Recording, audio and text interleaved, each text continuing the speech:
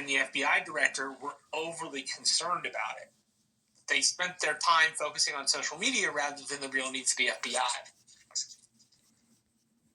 Yeah, that's also been I haven't been tuned in. I'll just quickly say, South Park's been lampooning Pete Hegseth for doing the same thing, like producing a lot of content rather than doing actual work. But anyway, sorry. Well, and two things can both can be true.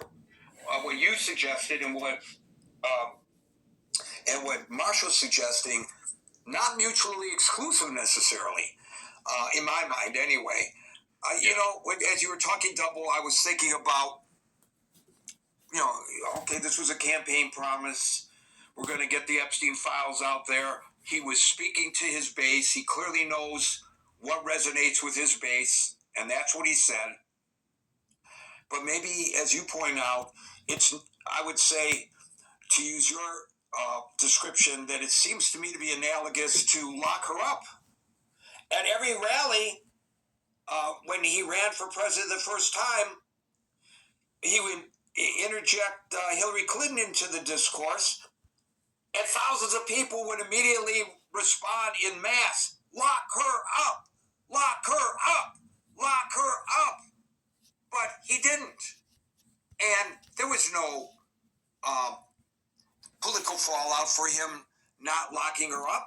So perhaps he felt, and tell me how this fits with you, Double, perhaps he felt, I could just say that we're going to get Jeffrey Epstein and release all of these documents, but then I don't have to, because nobody cares what I do once I'm in office.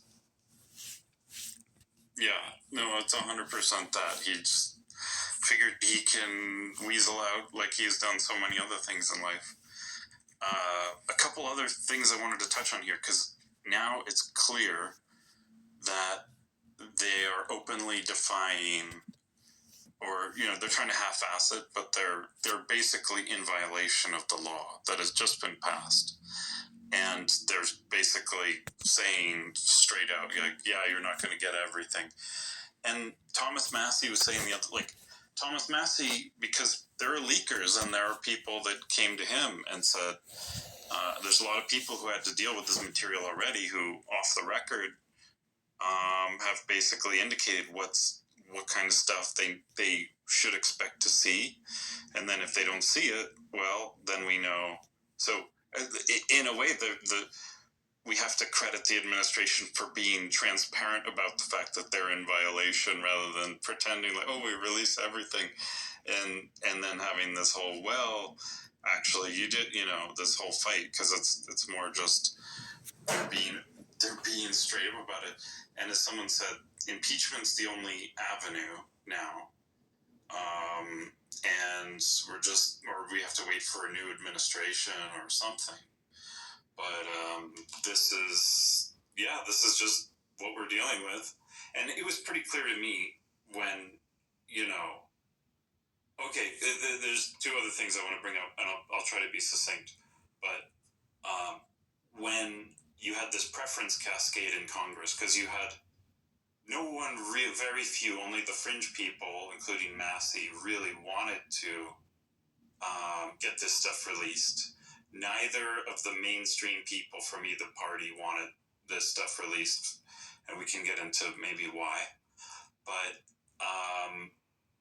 then there was a preference cascade where everyone's like, I'm not going to be there was the one guy who opposed, releasing all the info, which is funny, but no one wanted to, once the preference cascade happened, no one wanted to be that guy.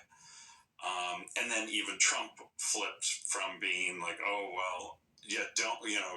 everybody don't do it, to, yes, everybody should sign this bill. But of course, he just made the calculation like, we're just not going to follow it, right? We're going to signal, we're going to play this game, but then we're just not going to do it because there's something he's hiding. But what he's hiding, and my speculation from the beginning, Gary, if you look at so many of the people involved and the level of sophistication and all this stuff. It's pretty clear, and the word that I don't think you've said in this room yet that always amazes me how it just gets memory hold is Israel, right? And I think that's the thing that it's the only thing that lines up for me as to how we've had across multiple administrations.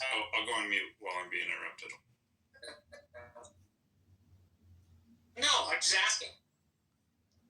Is he in the Matrix? Or is Yeah, he's having trouble. You're having trouble making the trip there, Marshall. All right, thank you, Duffel.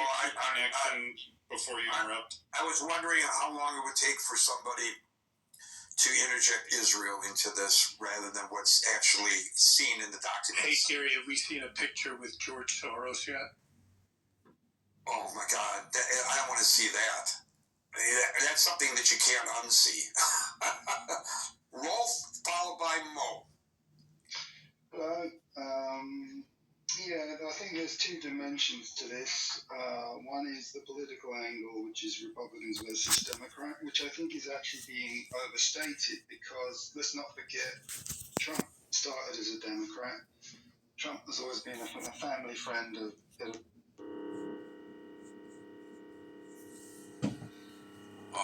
You should go on Do Not Disturb because now that you're getting a phone call, we can't hear you. I'm going to mute Rolf and leave him up on the stage and try to get back to him later. We'll go to Mo, followed by William. By the way, I got distracted by the previous caller's interjection of Israel into the discussion. I wonder how this reflects on the number of the Palestinian babies that were killed. I guess that's the next dots to connect somehow through all of this. There is another level of accountability that probably is soon to come. And William, I think, is an attorney. Merrill is in the legal profession. They can correct me if I'm wrong about this. But if, in fact, the Democratic members of the Oversight Committee go to court to claim that the Justice Department violated the law by not releasing the documents, and if, in fact, the judge directs the U.S. attorneys who are representing the government at that hearing to release those documents forthwith,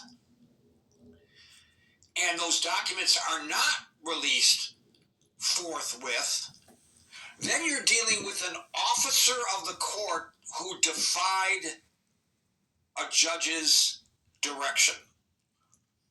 I don't know whether they are indemnified because it's not them, even though it's their department, but it's those who they are representing in court, or whether under these kind of circumstances, since it's their department that they are representing, when appearing before the judge, if they are not in compliance, does that put them in legal or at least jeopardy with the bar? Are their licenses potentially going to be suspended? And with that in mind, what's their demeanor going to be before the court, and what effect will they have on getting Pam Bondi if that scenario were to occur to comply? There may be some kind of a judgment day coming, and it might go as high as the Attorney General of the United States, whose own legal standing with the bar might be in jeopardy here. I don't know, but it's just, people are talking about accountability, myself included. I'm just wondering out loud about that. I could be way off base. I'm very curious about the answer to those questions. Mo, followed by William. Hello, guys. Thanks, Gary. I appreciate the room, everyone in here. I just want to answer the question, first and foremost. Is the White House covering up the Epstein files? I think it's pretty in your face that they are. It wouldn't have taken months for Adelita Grijalda to be sworn in her seat But, when it's a Republican, it can take a lunch, so I think they purposefully try to stall this as much as they can. And when it comes to some of the legal ramifications that we are talking about here, it's very real, right? Because the DOJ was ordered to release all of the files, but according to Todd Blanche today, we know that they're going to release them on a rolling basis. So either way, I think the Todd Blanche, Pam Bondi, the entire Justice Department, really, they might be in some serious legal trouble. I'm not a legal expert. This is just the information that we all have, right? But I think the White House is covering this up. I think it's in your face. And honestly, I've had a little peruse through some of the files that have come out, some of the pictures.